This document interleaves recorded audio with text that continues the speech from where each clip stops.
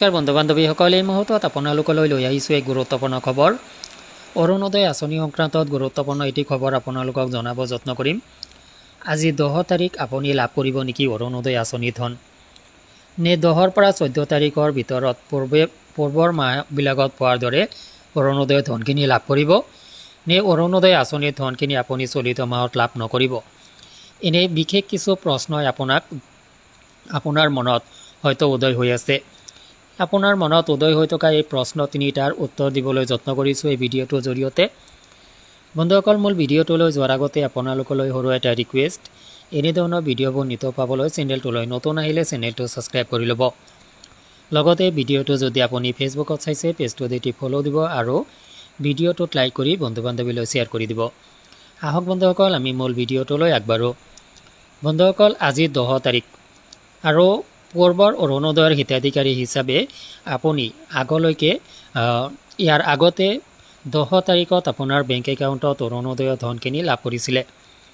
তো বন্ধুসকল, আগষ্টৰ 10 তাৰিখ অৰ্থাৎ আজি যি 10 তাৰিখ, এই 10 তাৰিখ ৰবিবাৰ, আৰু যিমান দূৰ সম্ভৱ ৰবিবাৰ দিনা আপোনালোকৰ ধনখিনি বেংক একাউণ্টত লাভ নকৰিব।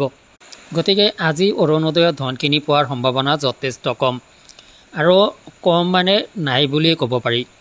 তো যিকেই নহওক, পূৰ্বৰ মাহবিলাকত 2-3টা মাহ 10ৰ পৰা 14 তাৰিখৰ ভিতৰত অৰুণোদয় আঁচনিৰ ধন বহুসংখ্যক হিতাধিকাৰীয়ে লাভ কৰিছিল। আকৌ বহুসংখ্যক হিতাধিকাৰীয়ে অৰুণোদয়ৰ ধনখিনি লাভ কৰাও নাই। তো যিসকলে অৰুণোদয় আঁচনিৰ ধন 10ৰ পৰা 14 তাৰিখৰ ভিতৰত লাভ কৰিছিলে, এইসকল হিতাধিকাৰীয়ে 10ৰ পৰা 14 আগষ্টৰ ভিতৰত অৰুণোদয়ৰ ধনখিনি লাভ কৰিব নেকি? ইয়াতে কিন্তু ডাঙৰ এটা প্ৰশ্নবোধক চিন আছে যে আপুনি 10ৰ পৰা 14 তাৰিখৰ ভিতৰত অৰুণোদয় আঁচনিৰ পূৰ্বৰ দৰে যদি চৰকাৰে প্ৰভাইড কৰে, তেতিয়াহ'লে অৱশ্যেই আপুনি লাভ কৰিব।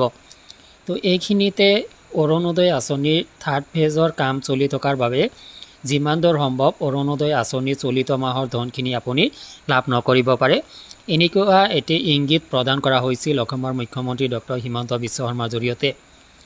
আৰু তেখেতে প্ৰকাশ কৰিছিল যে অৰুণোদয় আঁচনিৰ 3rd ফেজৰ কাম চলি থকাৰ বাবে এই মাহত অৰুণোদয়ৰ হিতাধিকাৰীসকলে ধনখিনি লাভ নকৰিব। আৰু অহা ছেপ্টেম্বৰত অৰুণোদয় আঁচনিৰ শুভ উদ্বোধন হ'ব দেশৰ প্ৰধানমন্ত্ৰী মোদী ডাঙৰীয়াৰ জন্মদিনত। অৰুণোদয় আঁচনিৰ নতুন যিসকল হিতাধিকাৰী হ'ব, পুৰণাসকল যেনেকুৱাভাৱে যিদৰে নতুন হৈ অন্তৰ্ভুক্ত হ'ব, চৰকাৰে যি প্ৰক্ৰিয়া আৰম্ভ কৰিছে, তাৰ পিছৰ পৰা তেওঁলোকে অৰুণোদয় আঁচনিৰ ধনখিনি পোৱা আৰম্ভ কৰিব। অৰ্থাৎ ছেপ্টেম্বৰ মাহৰ পৰা অৰুণোদয় আঁচনিৰ ধনখিনি পোৱা আৰম্ভ কৰিব পাৰে। আৰু যদি ছেপ্টেম্বৰত আপুনি অৰুণোদয় আঁচনিৰ হিতাধিকাৰী হিচাপে যি নতুন প্ৰক্ৰিয়া আৰম্ভ কৰিছে, এই প্ৰক্ৰিয়াখিনি সমাপন নহয়, তেতিয়াহ'লে আপুনি অৰুণোদয় আঁচনিৰ ধনখিনি আচলতে ছেপ্টেম্বৰ মাহতো লাভ নকৰিব পাৰে। তো এইখিনিতে আচলতে আমি ইমান নিৰাশা হোৱাটো ঠিক নহয়। 10ৰ পৰা 14 তাৰিখলৈ আমি ৱেইট কৰাটো ঠিক হ'ব। যে চৰকাৰে কি কৰে আচলতে ক'ব নোৱাৰি, অৰুণোদয় আঁচনিৰ ধনখিনি আপোনাক প্ৰভাইড কৰিব পাৰে।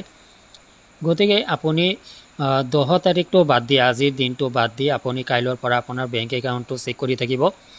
আপোনাক এটি অনুৰোধ জনাইছোঁ যে ইয়াৰ বাবে আপুনি বেংকলৈ নাযাব। 14 তাৰিখৰ পিছত আপুনি বেংকলৈ গৈ এবাৰ চাই ল'ব পাৰে। আৰু যিসকলৰ মোবাইলত আপডেট আহে তেওঁলোকেতো আৰু যাবই নালাগে। যদি মোবাইলত আপডেট নাহে, তো আপুনি 14 তাৰিখৰ পিছত এবাৰ বেংক একাউণ্টটো আপডেট কৰাই ল'ব পাৰে। তো আচলতে অৰুণোদয় আঁচনিৰ ধনখিনি পোৱাৰ পৰা চলিত মাহটো আপুনি বঞ্চিত হ'ব পাৰে। তো বন্ধুসকল, ভিডিঅ'টো সংক্ৰান্তত আপোনাৰ কি অভিমত, ভিডিঅ' কমেণ্ট ছেকশ্যনত জানিব বিচাৰিম, কমেণ্ট কৰি জনাব।